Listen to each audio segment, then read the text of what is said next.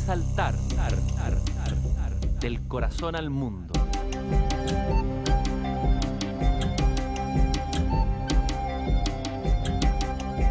Hay que construir un poco de infinito para el hombre.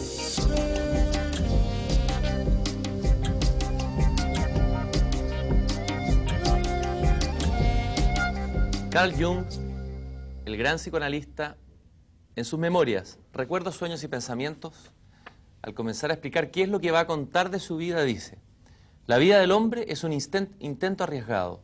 Solo cuantitativamente se le puede considerar como un fenómeno prodigioso. Es tan efímero, tan insuficiente, que es un milagro que pueda existir algo y desarrollarse. Esto me impresionó ya cuando era estudiante de medicina, y me pareció que sería un milagro no morir prematuramente. La vida se me ha aparecido, dice Jung, siempre como una planta que vive de su rizoma. Su vida propia no es perceptible, se esconde en el rizoma. Lo que es visible sobre la tierra dura solo un verano, luego se marchita, es un fenómeno efímero.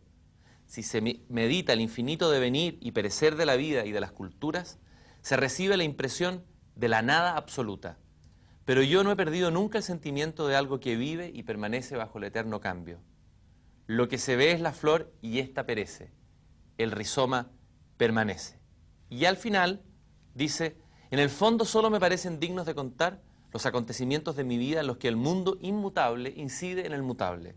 De ahí que hable principalmente de los acontecimientos internos. A ellos pertenecen mis sueños y imaginaciones. Además, constituyen la materia prima de mi trabajo científico. Al lado de los acontecimientos internos, los demás recuerdos, viajes, personas y ambiente se fuman. Y para conversar de la relación entre ese mundo inmutable y este mutable, entre el mundo interior y el mundo exterior, entre el mito y la realidad, y para hablar también de Carl Gustav Jung, quien prologó este libro, que acaba de ser reeditado en Chile, editado en Chile por primera vez porque fue editado en el exterior, Las visitas de la reina de Saba, de Miguel Serrano. Contamos con la presencia de Miguel Serrano aquí en el estudio de esta conversación. Muchas gracias, don Miguel, por estar aquí conmigo. Gracias, Cristian, por invitarme. ¿Qué es lo primero que le viene a usted cuando escucha este pensamiento de Jung sobre la vida y sobre las dos vidas? Bueno, la especial relación que se estableció entre nosotros y que se lo debo precisamente a la reina de Saba. Fue ella la que hizo posible que se estableciera una relación tan especial, al extremo que yo acabo de leer una biografía del profesor Jung, escrita por Gerald Ver, que me sorprendió enormemente, pero que es la verdad. Él dice que al final de sus días Jung no recibía a nadie, ni a sus familiares, ni a sus discípulos, pero que recibió siempre a un joven escritor chileno con el cual habló cosas y le reveló cosas que no le dijo a nadie. Y precisamente una de esas cosas está en el prólogo del profesor Jung, cuando se refiere a los arquetipos. Y por primera vez deja entrever que los arquetipos no serían un producto del inconsciente, sino que más bien de una superconciencia, es decir, los dioses de la antigüedad. Y la reina de Saba, es eso lo que lleva tal vez a esta misma entrevista, ¿no? Aunque yo quisiera decir primero otra cosa al margen, ¿no? Decir que yo me alegro mucho de estar aquí porque esto es una prueba de algo que existió en los viejos tiempos, la amistad, y que ya en Chile se ha perdido. La religión de la amistad, de mi generación, de 38, de los años 30 hasta los 40 y hasta los 50, cuando no importaba cómo pensara cada uno, la amistad era lo principal, la religión de la amistad. Y todas las tradiciones se están perdiendo en Chile, y una de esas es la amistad. Bueno, volviendo al tema, la reina de Saba. ¿Qué es la reina de Saba? ¿Qué fue la reina de Saba? Precisamente un arquetipo. un arquetipo del amor eterno, de lo femenino eterno, que como todo arquetipo se encarna. Y curiosamente, esto que le voy a decir a usted va a ser una revelación que no se ha hecho tal vez nunca, por lo menos en Chile, y tal vez en el mundo. ¿Dónde nace la leyenda de la reina de Saba? Nace precisamente en Arabia, en la Meca, precisamente ahí, donde está la Kaaba. Es extraordinario esto. Esto no se había dicho nunca. ¿Cómo es? Dice la leyenda que Abraham, a Dios le pide a Abraham que vaya con su hijo Ismael, hacia esa región donde está la Meca precisamente, y allí ellos, porque ahí debería establecer un culto especial a él, y allí se encuentran con una cabaña, una mujer que vivía, una viuda de nombre Shaiva, y le dicen que esa casa se las dé a ellos para poder crear un... Después ella lo acepta, con la condición de que lo que se construye allí sea siempre para sus descendientes. Shaiva se llamaba ella. Y sus descendientes pasan a ser, porque ella era viuda, los hijos de la viuda, imagínense. Entonces, y ahí había una piedra, se encuentra una piedra antigua, una piedra que se cree que es un aerolito, que llaman la Kaaba. Kaaba, cave. En el fondo es el nombre de la Kaaba, significa gran madre. Y mi libro, la primera, en la visita de la reina de Saba, el primer capítulo se llama La Gran Madre, precisamente. ¿Esta es la misma madre universal de la que habla Hermann Hesse en el libro Demian? Es la misma madre universal, que en este caso, para llegar la Kaaba, es cave. Cave eso es cueva, ¿no es cierto? Y cueva es un símbolo de la madre, del refugio precisamente, de la gran madre. Y para entrar ahí, había que entrar por una puerta que era la puerta de Shaiva, o sea, la puerta Shaiva, fíjese, Shaiva, todo eso ya estaba en contacto con la India legendaria. Shaiva, Shiva, Shiva, el dios Shiva. ¿Cómo se dice el reina de Saba en inglés? Queen of Shiva. Es la misma historia. ¿Y qué es Shiva? Shiva es un dios andrógino del amor. La reina de Saba hasta cierto punto lo es. Por eso le traje esto aquí. ¿Qué es ese objeto? A ver si lo puedo mostrar ahí. Es pequeñito, sí. Este es un lingam con un yoni. Es decir, el símbolo del sexo masculino y el sexo femenino en uno solo, que viene a ser la unión. Lo que precisamente la reina de Saba representa. Es Kali también. ¿Qué finalmente? Aquí tenemos un retrato de la reina de Saba, pero ella es de Ur. Esa escultura aparece en Ur. Es decir, esto es sumerio, ¿no? En el mundo mesopotámico. Mesopotámico, donde está hoy día Irak. Ajá. Qué impresionante cómo se juntan todos los cables. Ahora, ¿qué es la reina de Saba? Porque al leer uno el libro, uno tiene una sensación, por un lado, de una tremenda nostalgia, ¿no? De la pérdida de la reina de Saba, y por otro lado, la comprensión de por qué la reina de Saba tiene que perderse, y este encuentro, pérdida, búsqueda, que recuerda un poco el Cantar de los Cantares, pero que le da otra dimensión. ¿Qué es finalmente la reina? ¿Es una historia de amor? ¿Qué es? Es la representación del femenino, eterno femenino, ¿no es cierto? El eterno femenino, que al encontrarse en este mundo, al encarnarse, produce una verdadera catástrofe. El deseo de fusión, de unión, y que se encarna continuamente. Ella viene y desaparece. Pero hay algo más, yo quiero, fíjese cómo es interesante el Islam. El Islam. Alá. Ahí cuando va Abraham, encuentran, y cuando llega también Mahoma, esa piedra que estaba allí precisamente, la Kaaba, está inscrita con muchos nombres, el nombre de Shiva, de Kali, de muchos dioses, pero entre ellos está Alá. Y él se queda nada más con Alá. ¿Por qué? Porque Al es él y Alá ella. Alá es el ella. Es la fusión de lo masculino y lo Fusión. femenino. Y lo más extraordinario es que todo esto se sabe, pero se sabe en una orden muy secreta, esotérica, que está al fondo del islamismo. Islam es Isis, Ilam es el camino de la diosa Isis, también con los egipcios. Y tiene que ver los cultos mistéricos, el culto de Isis.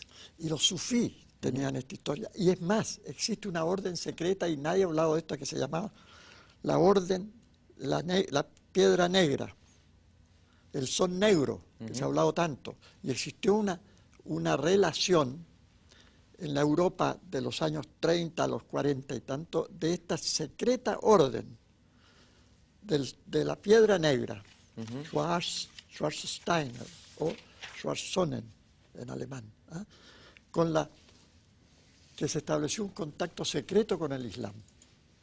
Ahora, esta historia de la búsqueda del alma o del ánima de esta historia de amor, que finalmente deja de ser una historia exterior para transformarse finalmente en una historia interior, en la búsqueda del interior.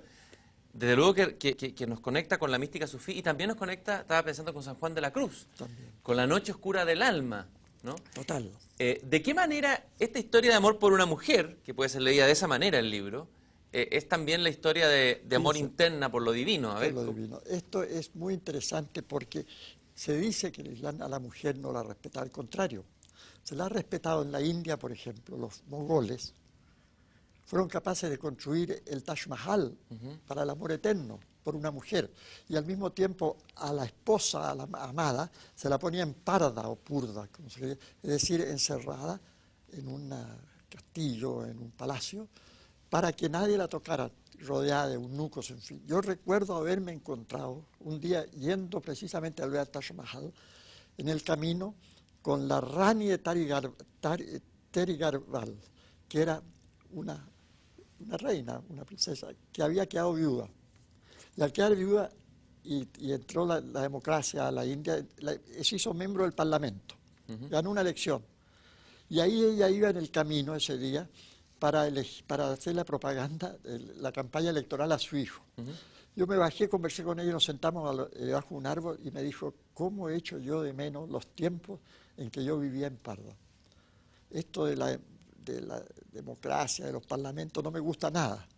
A mí me gustaba esperar el día entero que llegara mi marido para leer poemas, para hablar de filosofía, de religión y cosas por el estilo. Ahora, esto se conecta, este amor secreto, este amor sagrado, se conecta de alguna manera en el libro, ella, con la tradición de los cátaros, Total. que es otra tradición esotérica, que fue perseguida. A ver, ¿de qué manera esta concepción del amor se conecta con los cátaros? ¿Cómo llega usted a eso? Porque este amor, esta cosa, le digo, viene de la India en el fondo.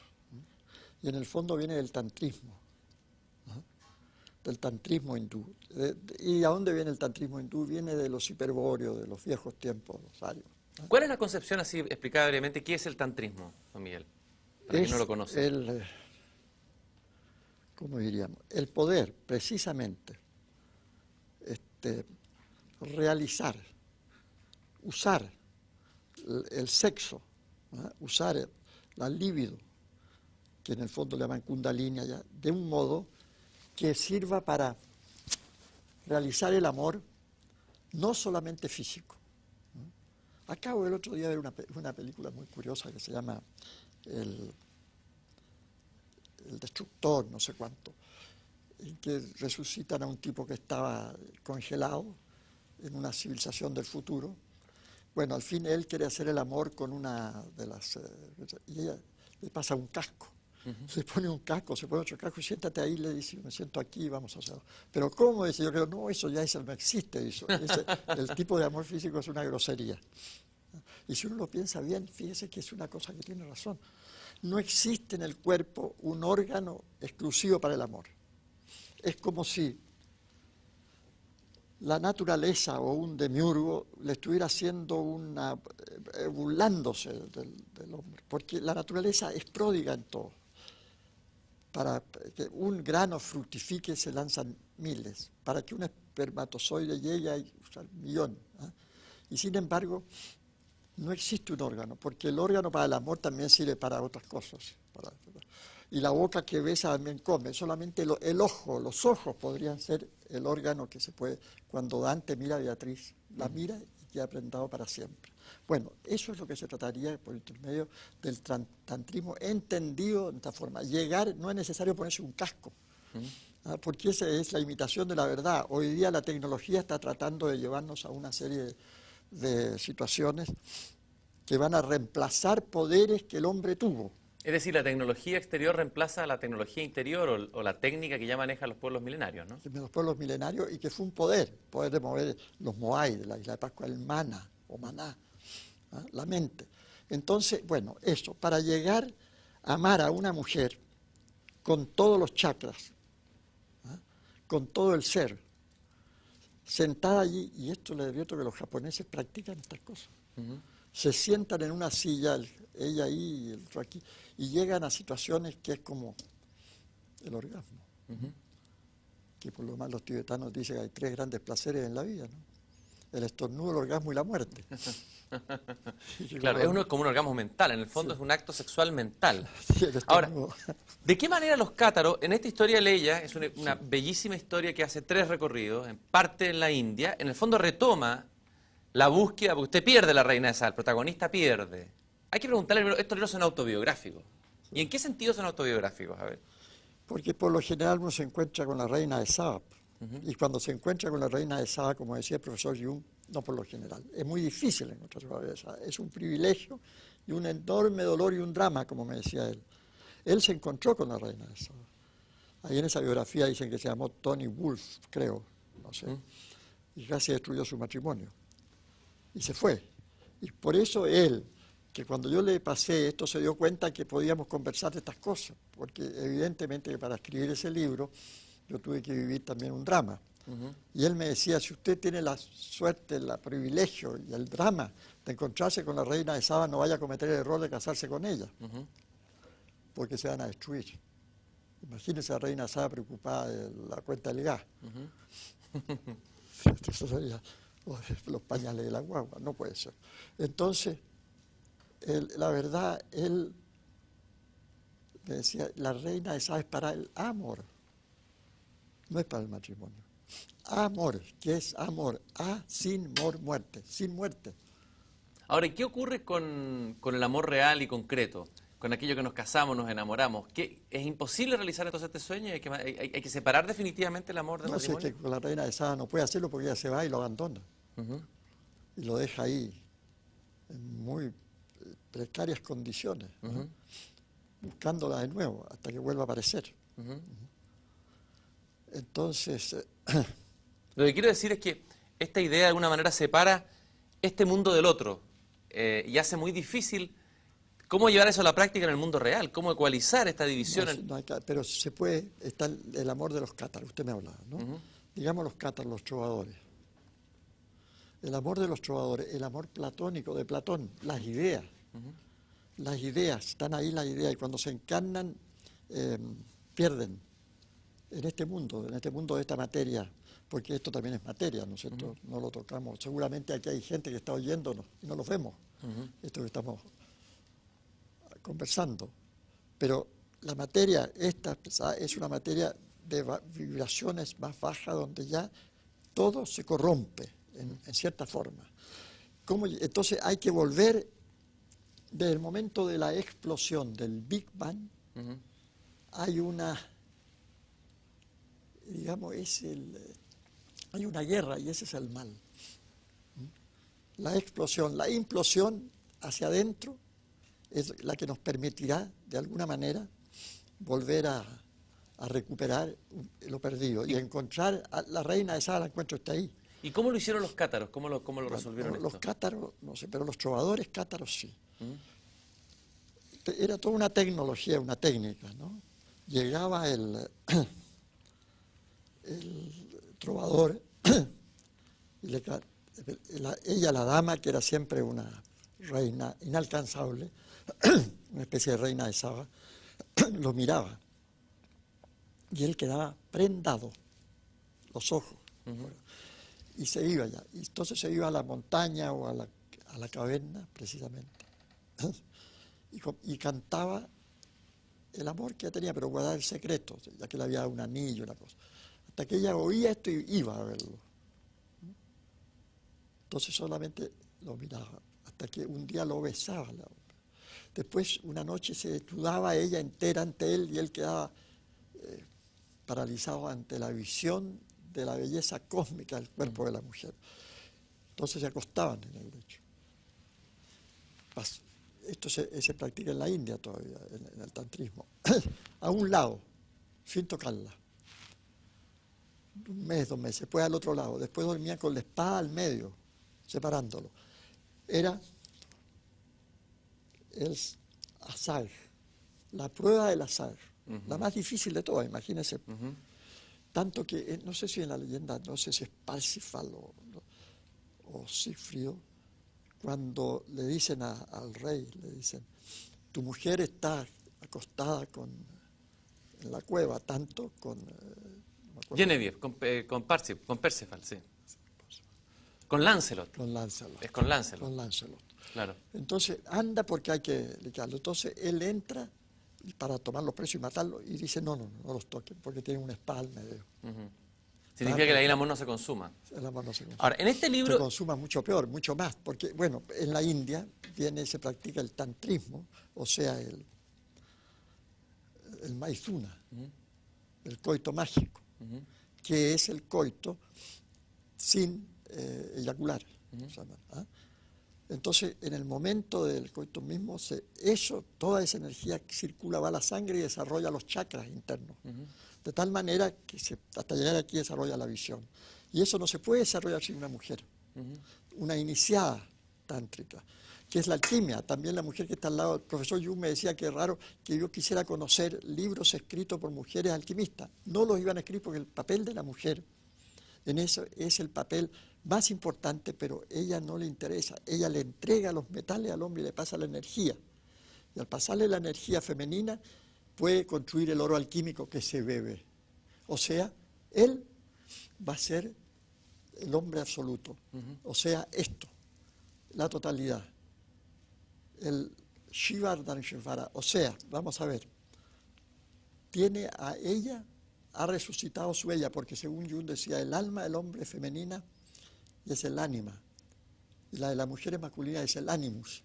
Hay que desposarse con su propia contraparte, que se separó y quedó afuera, la partición en el Big Bang, si usted quiere. ¿Ah? Pero al recuperarla, reincorporarla, su alma, tiene un rostro, el rostro de ella, de la mujer que le ayudó y le permitió eso. La persona se ha transformado en personalidad. Ahora, en la conversación que usted tuvo con Jung, cuando usted fue a visitarlo a Lucarno, y que está contada aquí en el Círculo Hermético, la relación entre ustedes, Hermann Hesse y Carl Jung, hay un diálogo que me pareció muy interesante a propósito de la separación. O sea, da la impresión de que hoy día, en el tiempo, lo femenino y lo masculino se separaron, que eso ya es la primera tragedia. Y la segunda tragedia que le cuenta a usted Jung es la separación entre lo consciente y lo inconsciente.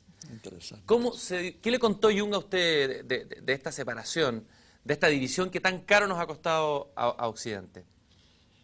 Precisamente él me dijo algo muy curioso, interesante, yo le pregunté, me dijo, lo que pasa que aquí en el Occidente, nuestro mundo nuestro desarrollo normal, natural, desde el paganismo, fue interrumpido por otra civilización que se le impuso, ¿ah? Y cortó eso. O sea, el Imperio Romano con el cristianismo, Carlomagno, qué sé yo, y corta las posibilidades de desarrollar la civilización pagana. O sea, votan, queda ahí, como una cosa que no se debe tocar casi. Y entonces eso que era el producto de la sangre, del inconsciente de ese pueblo, queda interrumpido y se le impone otro. Y entonces se produce esa dicotomía, ese conflicto interno, que es lo que se produce también en el catolicismo, cuando está el pecado y el concepto del pecado, etc. Esto es terrible, porque se crea una especie, según Jung, una esquizofrenia, que es la que hace que cada cierto tiempo en el Occidente se produzcan esas explosiones de bélicas y de guerras violencia. terribles. Es porque todo lo que está reprimido en de ese inconsciente Bueno, tiene que emerger por algún lado. Tiene que emerger por algún lado. Pero, voy a terminar esto mejor porque se me puede olvidar. Eso permite una gran ventaja, es decir, una cosa increíble, tal vez única en el universo, la creación del yo, la conciencia de sí mismo, la conciencia del yo. Porque eso no lo tenían los hindúes, por ejemplo. Para él, el pueblo hindú es curioso, y es cierto. El pueblo hindú que desarrolla su mundo desde los orígenes y va desarrollando toda su mitología y viviéndola, no tiene ese problema, pero para él tenía otro, que era no estaba individuado, la individualidad no existía en la India, y es verdad. A mí un italiano que visitó la India me decía que no hay posibilidad de aventura en este país. En la esquina yo no me voy a encontrar con una mujer y voy a tener una aventura como en Roma. Una cosa muy italiana, pero estaba bien. ¿Ya? Pero él, y decía otra cosa, a los hindúes las ideas no las crean ellos, se les aparecen. O sea, ellos piensan de otra manera. ¿Cómo piensan los hindúes o pensaban? Ellos no piensan. Las ideas vienen, se les aparecen. Las ideas vienen y esa es lo que ellos desarrollan. De repente, por ejemplo, pueden hacer hoy día hasta ferrocarriles, pero eso lo están copiando occidental. Es decir, pero en la India nadie se aburre, porque son como, ¿ha visto usted un gato aburrido, un perro jamás? Porque están inmersos en el inconsciente colectivo. Hay distintas maneras, cada pueblo tiene una manera distinta de pensar. Usted eso lo dice en el prólogo de la trilogía de la búsqueda en el mundo exterior. Es decir, los indios piensan de una manera... Pero sí, claro, porque con otros centros, pero que no se me vaya a olvidar esto. A ver, en el occidente, el occidental crea la técnica con esto. Y es más, aquí viene la cosa. Pero entonces se produce una cosa muy interesante en Europa. Entre los años 30 y 40 se reviven los cultos paganos, pero conscientemente, de tal manera que ahí se produce algo que no se había producido nunca en la historia de la humanidad. Es decir, el paganismo en forma consciente. Los dioses, el hombre comienza a darle al Dios a iluminar la oscuridad del Creador, como diría Jung. Porque como decía Hölderlin, los bienaventurados no piensan nada por sí mismos. Es decir, no sienten nada. Alguien tiene que sentir por ellos, los poetas. En este caso, el yo, el pueblo, el occidente que ha adquirido un yo y una individualidad, es única en el mundo, porque sencillamente puede recuperar todo eso. Y cuando yo le escribo, ahí viene mi contacto con ellos. Cuando yo le escribo a la India y le mando un artículo que se llama La crucifixión del yo, me dicen, al yo no hay que crucificarlo, al contrario, hay que reforzarlo. El camino del hombre, nuestro occidental, es llegar a ser el yo absoluto. Mire qué interesante, ¿y cómo es eso? Cuando la conciencia se mueve de un punto que es distante entre la conciencia y el inconsciente, y se crea el self, o sea, el sí mismo. El sí mismo. Ese es el camino del hombre y eso es lo que él buscaba en el fondo también. Ahora, volviendo al tema del pensar, como esto se llama, tiene que ver con el pensar este programa, con el pensamiento. Hay distintas maneras de pensar. Me gustó mucho esa explicación que usted da. Por ejemplo, ¿cómo piensan los griegos? ¿Piensan de una manera? ¿Los hindúes piensan de una manera? ¿Cómo pensamos nosotros? Porque eso es interesante para ver qué pensar habría que buscar que no fuera el mismo occidental y copiarlo. Tenemos muchos centros dentro de nosotros, pero usamos nada más que en el occidente el centro, digamos, el chakra. Pero son los distintos centros. Lo dice hindú, hay centros en las rodillas, en el plexo solar, en el corazón, y tiene cada uno su nombre, sánscrito, y tiene sus mantras para desarrollarlo. Y está la serpiente Kundalini que está enrollada y que hace posible despertar, y que se despiertan en esos centros, como le decía, con este tipo de amor tántrico. En esto. Y esos centros son centros, según Jung, de conciencia. No son centros de energía, sino de conciencia. Son conciencias distintas. Entonces, ¿cómo piensa el japonés, por ejemplo? Con el chakra Manipura. Y por eso que se hace el harakiri ahí, porque ahí libera su pensamiento y su alma. ¿Cómo pensamos nosotros? Esa es la gran pregunta Yo creo que con usted trató de contestar, ¿no? sí, yo creo que pensamos con los chakras del sexo. ¿Cómo se llama eso? El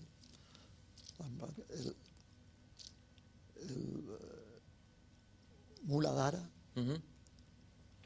que es porque estamos precisamente en el sexo del mundo. Que es O la sea, parte- esta forma de pensar tiene que ver, estos chakras de los pueblos y la civilización, tienen que ver también con la geografía donde habitan. Por eso, la geomancia. Aquí tiene que ver con eso. Y nosotros no desarrollamos completamente eso, desgraciadamente, porque estamos precisamente pensando en un chakra que no nos corresponde, el chakra del norte o de Europa, con el centro. Y eso, entonces eso produce el sexualismo desatado que existe en este país. ¿Ah? La obsesión con lo La sexual, obsesión con lo por sexual. eso los chistes a lo mejor de doble sentido, Todo la eso, cosa todo eso. procolálica, ¿no Por es cierto? eso, porque Qué interesante. sencillamente no se ha podido desarrollar aquello de manera, como le decía, hasta llegar a incorporarlo con todos los demás. ¿Cuál sería, usted de alguna manera en el libro Ni por mar ni por tierra busca esa explicación, la búsqueda de nuestra generación de encontrar lo específico nuestro? ¿Cómo podríamos generar un pensar propiamente chileno o sudamericano, original, distinto, que fuera un aporte, por ejemplo, a lo que han aportado los hindúes, los griegos? ¿De qué manera podríamos pensar de manera diferente? Yo creo, crear? fíjese que yo planteé esto en una charla que di ese año en Concepción y estaban los japoneses ahí precisamente. Y estaba Charpentier, una serie de personas que... Alejo Carpentier. Está Alejo Carpentier, está Gonzalo Rojas, gran amigo. Y en ese momento, después, el japonés fue el que hizo la pregunta más extraordinaria. Y la respuesta dijo, pero ya para esto no hay tiempo. Cuando yo dije que teníamos que pensar que nosotros... Él se interesó mucho con esto, porque encontró que tenía seguramente razón, pero dijo, ya no hay tiempo. Y en verdad ya no hay. Estamos en el Kali Yuga. O sea, Kali, la reina de Saba, ahora viene a producir una catástrofe general para volver de nuevo. Ya no hay tiempo, desgraciadamente. Y Ya, o sea, fracasamos en nuestro destino entonces. es colectivo, pero individualmente no. Individualmente hay que mantenerse hasta el final, como sea, en el combate por lograr el hombre absoluto, a través de la orden secreta del Sol Negro, o del Black Sun, o del Black Stone. ¿Ah? Y eso se puede. En este libro, que tiene 3 partes, usted hace un recorrido o hace una ligación muy original entre el personaje que parte de los Himalayas, uno entiende que es una encarnación o el mismo que se encuentra en el mundo de los cátaros, en el mundo de Provenza, en el siglo XII, y luego termina en los Andes, en Chile. ¿Cómo se logra ese punto de unión entre 3 centros tan distintos? Himalayas, eso ha sido su obsesión, digamos.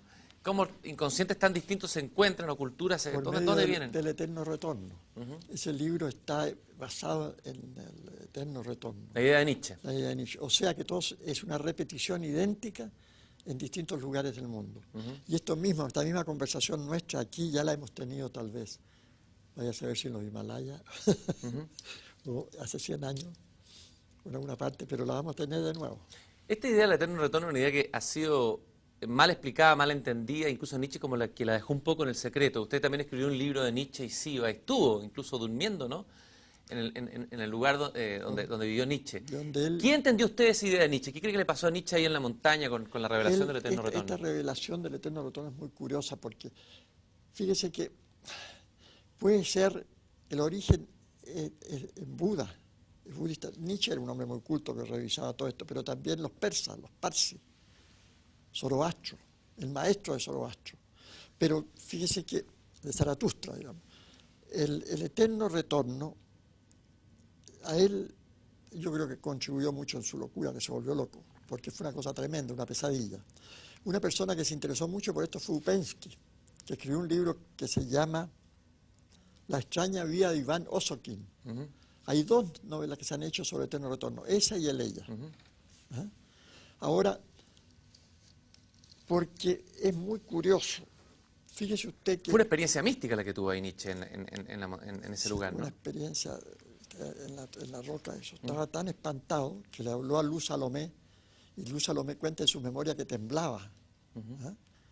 Y entonces él le dijo que quería ir a Viena a estudiar altas matemáticas para poder expresarlo. Y él le dijo, no, le dijo, si esto es una cosa poética, no cometas ese error. Bueno, el hecho de que el eterno retorno no necesita un alma para reencarnar, no es la reencarnación. ¿Es distinto la reencarnación entonces? Totalmente. ¿Cuál es la diferencia fundamental? A ver, para entenderla bien, tan difícil. Vamos a ver, Nietzsche dice que lo siguiente, el tiempo es infinito y la energía es limitada. Y como la energía es limitada, la creación es limitada en el universo. Pero el tiempo sigue girando y cada cierto tiempo vuelve a pasar por el mismo punto. Y se repite todo. Esa es una explicación más o menos, pero en fin. Es Mahoma eso. No, es Mahoma la cosa. Pero fíjese usted que el Buda habló de la reencarnación, pero cuando le preguntaba por el alma no contestó nunca. Es muy posible que se refiriera al eterno retorno. Entonces el eterno retorno es una cosa que se va a producir según esta idea, pero también Nietzsche dice una cosa extraordinaria, fíjese que es muy importante, pero hay una posibilidad en el universo que ni el más gran utopista jamás ha soñado, porque pueden haber universos con otras leyes y otros sin ninguna ley, es decir, salirse del eterno retorno. Ese es el trabajo.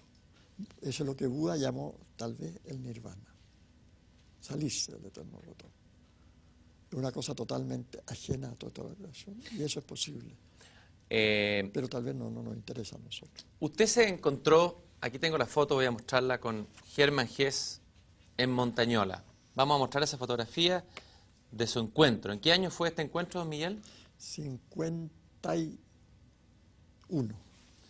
En la entrada de la casa de Germán Hesse hay un famoso poema que dice: cuando uno ha llegado a viejo y ha cumplido su misión, tiene derecho a enfrentarse apaciblemente con la idea de la muerte. No necesita de los hombres, los conoce y sabe bastante de ellos. Lo que necesita es paz. No está bien visitar a este hombre, hablarle, hacerle sufrir con banalidades. Es menester pasar de largo delante de la puerta de su casa como si nadie viviera en ella. Pero usted, joven, traspasó ese umbral. No para las banalidades, porque tuvieron un encuentro mágico impresionante. Cuénteme y recuérdeme ese momento de ese encuentro con Germán Hesse. Fue muy curioso, porque Germán Hesse en aquel entonces era casi un desconocido en muchas partes. En Inglaterra, fíjate, no lo conocían. Y en América nuestra sí. Y aquí en Chile lo leíamos. En Argentina y en México. Y cuando fui a Europa, invitado a una conferencia en Evian, internacional de periodistas, yo fui representando al Mercurio de la revista Zig-Zag. Y ahí estaba de embajador en Francia mi tío Joaquín Fernández, que estaba invitado también a esta conferencia, y me dijo: mira, Miguel, ¿qué estás haciendo aquí? No sé qué estoy haciendo aquí. Le dije: ándate a conocer Europa. Aquí están los representantes de Suiza, con su auto te van a llevar a Suiza. Yo dije: pero si eso es lo que quiero, yo sí quiero ir a ver a Germán Hesse, que vive en Suiza. ¿Qué le había pasado a usted, volviendo atrás, con Germán Hesse cuando lo leyó por primera vez? Porque es un libro que es un escritor que ha marcado a tantas generaciones. ¿Qué le pasó? Tremenda la impresión de Demian, pues. Porque Demian es un libro mágico, un libro lleno de claves, y habla de los hijos de la viuda precisamente, los hijos de Eva. ¿¿Qué es lo más importante, el mensaje secreto más importante de Demian? Ahí el encuentro con el sí mismo, porque Demian, en el fondo, es la parte interna de él, la parte que, el ser, el verdadero Sinclair, que es el principal héroe del libro, protagonista, se encuentra con Demian en el colegio, esos muchachos que siente una admiración enorme por este héroe, pero en el fondo es el mismo, porque al final Demian le dice: cuando me vuelva a verte, ya no será nunca fuera ni vendrá a caballo, sino dentro de ti mismo. Y está también Abraxas, ¿no es cierto? El dios Abraxas. Eso es muy importante. ¿Por qué cree usted que es importante? Porque es un dios que lo incluye todo, incluye todos los polos, digamos, la oscuridad y la luz. Pero que está tomado de Jung también. Jung es el que habla de Abraxas. Jung habla también de la sombra, que dice que el imaginario, a lo mejor cristiano, no ha incorporado la sombra, lo oscuro, digamos, y eso es un error desde el punto de vista de la creación de un inconsciente. Claro, es lo que estábamos hablando. de la reincorporación, y por eso le digo, solamente una vez se produjo el intento que era único en el mundo porque es superior a todos los demás, que es consciente, desarrollando conscientemente, es decir, ¿cómo podríamos decirlo? El lado derecho del cerebro está atrofiado, por decir algo, por decir una explicación materialista. Está atrofiado el lado que representa la intuición, la mitología, la tradición, y solamente trabajamos con el lado izquierdo, que es el racional. ¿Ah? Y esto se puede, hay que viajar a la isla de Pascua, lo que le dicen los pascuenses. Y es más, volvamos, Cava, fíjese que Cava es piedra, y una piedra oscura. Se dice que fue un aerolito que cayó. Hoy día desgraciadamente no se puede ir a ver eso, porque solamente las tribus. Pero, ¿qué decían los hindúes sobre los vimana, los discos volantes, que eran hechos de piedra? ¿Ah? Eso, ahí llegaron extraterrestres. ¿Ah? Eso existe. ¿Ah? Entonces, es por ahí donde la cosa, lo que dicen la isla de Pascua. Si usted va a hablar allí, habla con los pacarati, ¿ah? Le dicen cómo los moai se movían con el manas, con la mente, los movíamos. Ahora, el encuentro con Germán Desarrollar Hesse. los poderes antiguos. ¿Se encuentra usted entonces después se encuentra con Germán Hesse? ¿Qué pasó en esa conversación? ¿Qué ocurrió en ese encuentro? Debe haber sido muy emocionante para usted, sí, ¿no? Bueno, como las cosas que me pasan. ¿Qué ha tenido usted, don Miguel, en ese momento? 1951 es cosa de calcular así con una máquina. Una calculadora. Entonces, bueno, a ver, yo nací en 1917, ¿cuánto era 1951? ¿Está malo para las matemáticas? Yo sé alguien me ayuda. Una maquinita. ¿Son? Ya nadie sabe sumar. 34 años tenía usted. Pucha, era un cabro. Pero, sin embargo, ya la había leído a Germán. Y llegué a Suiza y nadie sabía quién era Germán Hesse y dónde vivía, en la embajada. Entonces, pero una mujer, las mujeres son las que saben siempre, que era una secretaria, me dijo, está aquí y vive acá. ¿Y dónde vive? En Castañola. Ah, tomé el tren y me fui a Castañola, y no era Castañola, era Montañola. Entonces, viajé a Montañola en el último bus que quedaba y era el único que iba con otra mujer que iba al lado. Me bajo, nos bajamos los dos en la misma plaza y le digo, ¿dónde está la casa de Germán Hesse? Yo soy empleada, ya vamos para allá. Fíjese usted. Era una empleada yugoslava, la gran Yugoslavia, que siempre crea cosas especiales. Serbia, seguramente. Entonces, entonces, llego a la casa y ¿quién? Y me fijé, y además yo no entendía alemán, no sabía lo que significaba. Bitte keine Besuche, decía que quiere decir, por favor, nos admiten visita. Y ella me entró. Mire usted, si esas cosas pasan en la vida, esas cosas increíbles. ¿Ah? Yo que escribí sobre la reina de Saba, creo que usted se lo he contado usted alguna vez,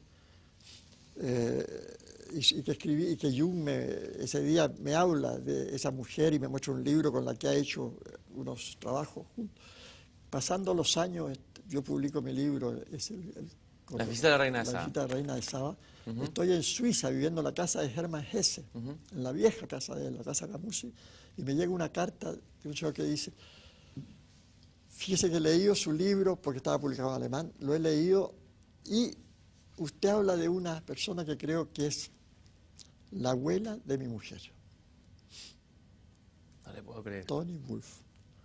Y ella dejó una serie de cosas, de documentos, en fin, y los tiene. Entonces yo le vuelvo a escribir y le digo que yo quiero verlo, si me permite, me dicen, vamos a preguntar, consultar al fin y me dicen que sí. Estaba en Estados Unidos, no pude nunca verlo, pero de todas maneras, imagínense, como si ella, y entonces me manda de regalo, él, de su abuela, un libro que se llama El amigo en el inconsciente, que ella lo había escrito. Esos son los encuentros. Es decir, si usted vive, por eso le digo, vive en una forma y no se mueve ahí, y es leal, y es consecuente, y leal hasta el final con su ideal y su idea, después comienzan amigos desconocidos, vienen en ayuda, como dice el alquimista.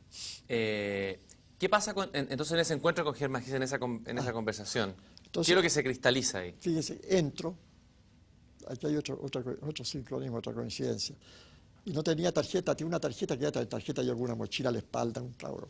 Pero tenía ni por mar ni por tierra, en español, y se lo traía dedicado, en español. Y se lo mando para adentro.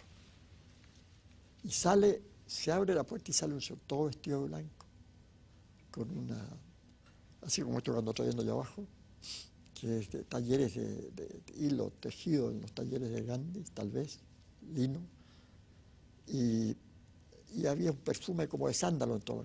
Y ese padre me dice, me da la mano, me dice, pase, me dice, en francés, porque hablaba un poquito francés y hablamos en francés en italiano, porque él vivía en la Suiza italiana.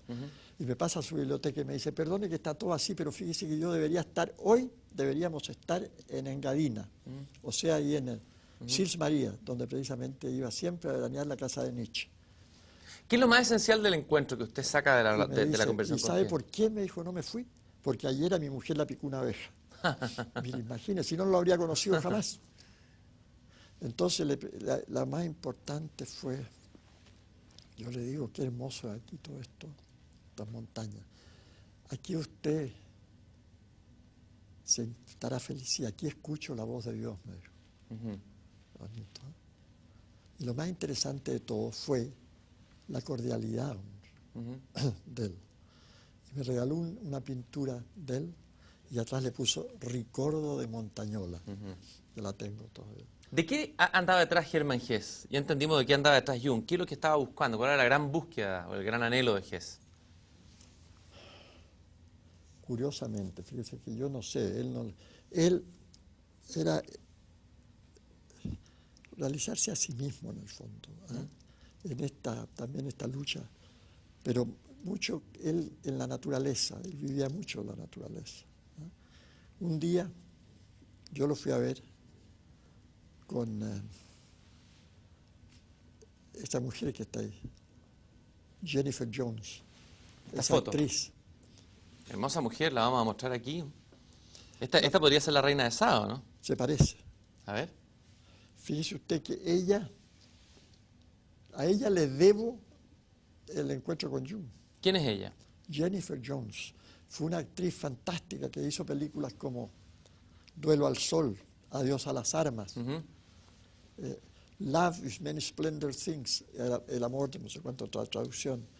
Fue una actriz extraordinaria y llegó a la India y la mandaron para que yo le mostrara la India. La mandó, ¿cómo se llama? Rossellini, El director de cine. Alberto Rossellini. Roberto Rossellini. Roberto Rossellini, que había estado en la India, yo lo había conocido ya. Y ella quería conocer también el Kailash y le puso ahí usted Kailash o not Kailash, India You. Es una cosa muy extraña. Pero entonces estaba ella también en Montañola y salimos a ver a Hermann Hesse ese día a caminar y de repente Hermann Hesse estaba cultivando la naturaleza, recogiendo palitos, rompiéndolos, en fin. Y él, un día su mujer, después de muerto, yo la fui a ver, se llamaba ella, Ninon Auslander. Era una mujer extraordinaria también, que sufrió mucho cuando murió él. Y me dijo que nos llamaba la atención a mí y a Hermann y a mí, que usted siempre se preocupara tanto por la muerte. Y ustedes no preocupamos. ¿Y dónde está ahora Hermann? Si ese le dice. Aquí, en todas partes, ¿no? En el aire, en las cartas de él. Mire, venga, me dijo. Y me llevó a ver donde tenía él todos sus papelitos guardados. Aquí tiene que estar usted. Y sacó uno, dice, si Miguel Serrano vino a verme tal día y me trajo. Mire, qué increíble. Muy querido. Ahora, a propósito de la muerte, ¿cuál es su visión de la muerte? A ver, ¿cuál es su percepción o reflexión sobre la muerte? Bueno, se puede resucitar. Eso es lo principal. Resucitar, a propósito de Spa, estamos hablando, el taoísmo chino, es Cristo. Resucita al tercer día. Lo entierran. Abre la tumba y no está. ¿Pero esta resurrección usted la entiende en el sentido católico, la resurrección de la carne, o es otro tipo de Resurrección de la carne, pero llevando toda la energía que está ahí, física, digamos, que está en este cuerpo material, y pasándola al negativo de la foto, al astral, si usted quiere, de tal manera que se hace visible. Y cuando Cristo va en el camino de Maús, es decir, cuando los discípulos van en el camino de Maús, de pronto encuentran a alguien que va hablando y dicen, pero este va hablando como hablaba el maestro, después de muerto.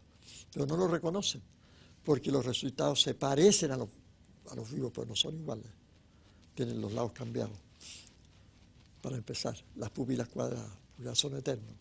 Entonces, lo reconocen, después cuando van a comer en la manera de partir el pan.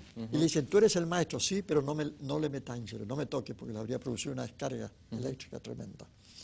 Y los chinos, los taoístas, el camino del taoísmo, esto está tomado de ahí, el cristianismo lo ha tomado de allá.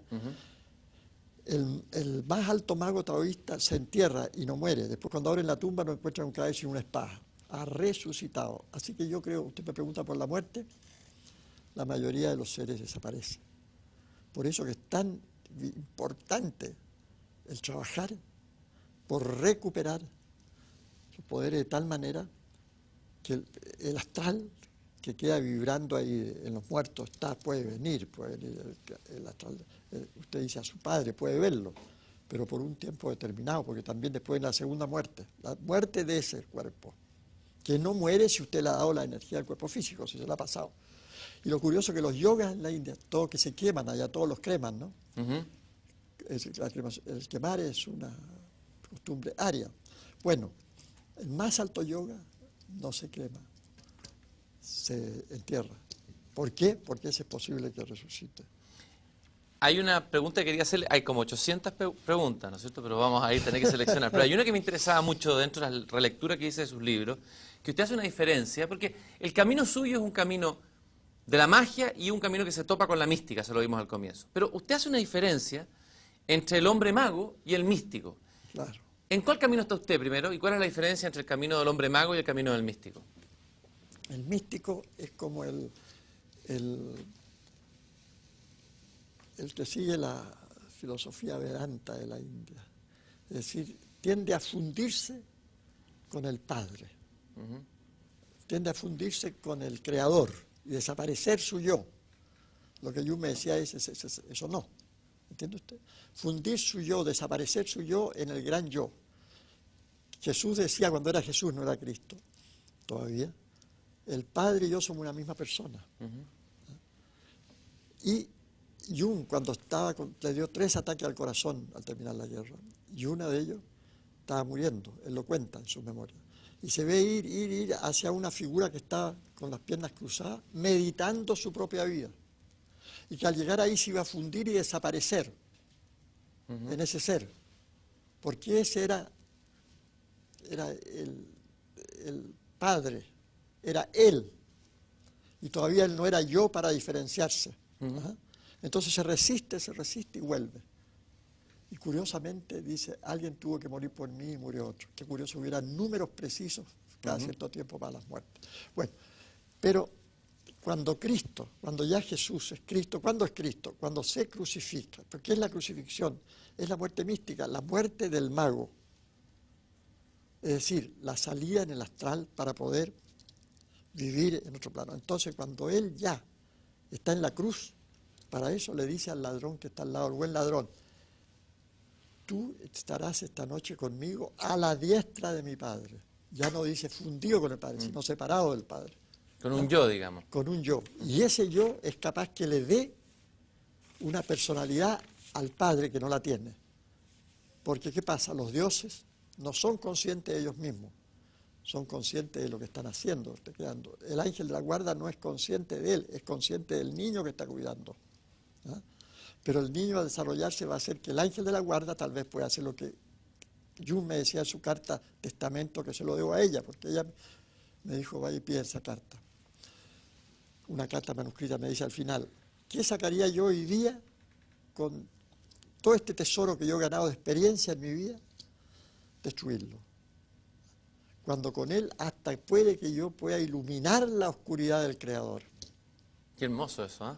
Qué hermoso. Sí, Dios como que está solo, necesita el aporte del... En mi memoria, por eso hice mis memorias sobre él y yo. Él es ese ser que está ahí. ¿Verdad? Y yo es el yo que se va desarrollando y que podría llegar a... Una de sus obsesiones en sus libros y en su búsqueda desesperada, que lo ha caracterizado Eduardo Anguita, escribiendo en el libro La belleza pensar, decía que usted ha creado incluso una mitología en esa búsqueda. Esa es la gran virtud y la genialidad de su literatura, una mitología propia. Es la búsqueda de, o a la pregunta, ¿qué es lo que es Chile? ¿Cuál es el arquetipo de Chile? Usted ha hecho un viaje al sur, ha hecho un viaje a la Antártica, ha estado siempre buscando, no sé si esa isla blanca que está en el cielo, de los magos Sekelman, ¿no es cierto? Y Me Alan gusta- Poe. Me gustaría que me hiciera una reflexión de este Chile mágico que usted ama tan entrañablemente. Un Chile que usted hace poco dice que se acabó, en un librito que circulaba por ahí. Pero me gustaría que habláramos de ese Chile mágico detrás del cual usted ha ido siempre como un peregrino. Ese Chile está hay la roca, los gigantes que están dentro de la montaña. ¿Cuál es esa isla blanca que está en el cielo? Esa era la Antártica. Es todavía. Pero todo eso lo están corrompiendo, todo eso está, imagínense, Chile era la naturaleza.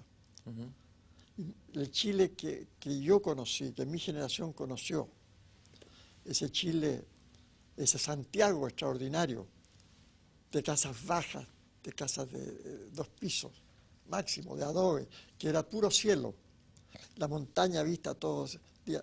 Nosotros vivíamos ahí y no sabíamos lo que teníamos hasta que lo perdimos con el smog y la contaminación.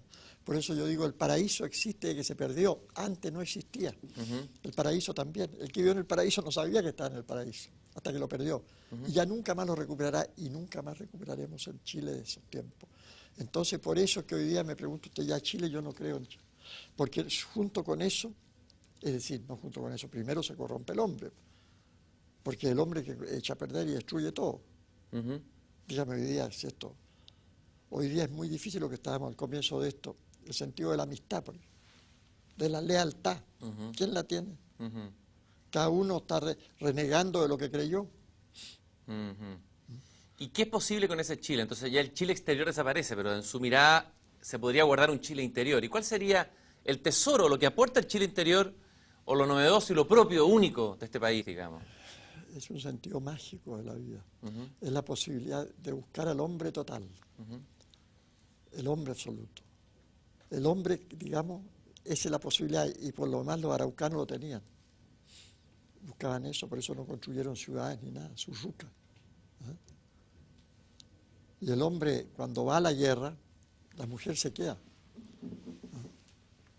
Es decir, el hombre que se desarrolle totalmente, eso, con todas sus instancias en actividad.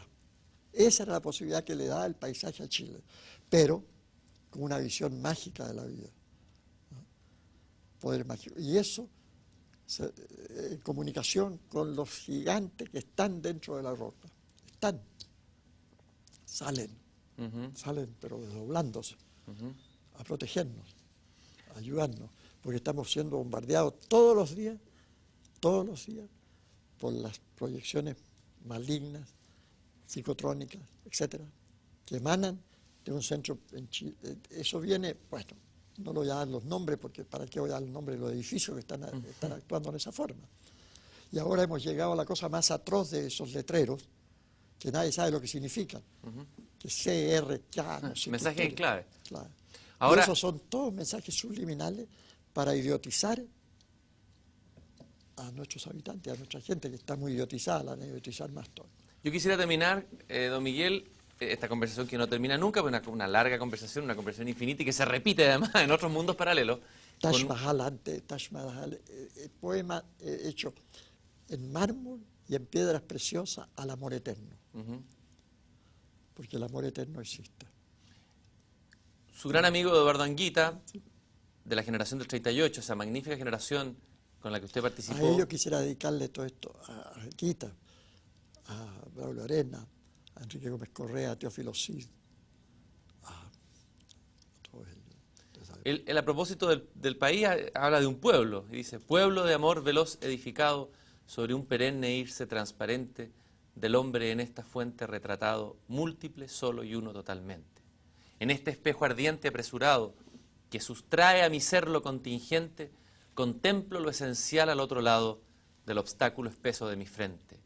Pero animal al fin a mi costumbre, no le extraigo la esencia porque alumbre eternamente al ser, pues no soy fuerte, para arrojar la cáscara que media entre el hombre y el Dios que siempre asedia, solo a través de nuestra propia muerte. Yo le quiero agradecer mucho, don Miguel, por esta conversación y porque usted siempre ha traído ese ser esencial, fuera de lo contingente, de ese otro lado, a este Chile. Muchas gracias, Miguel, por haber estado en esta conversación. Gracias a usted.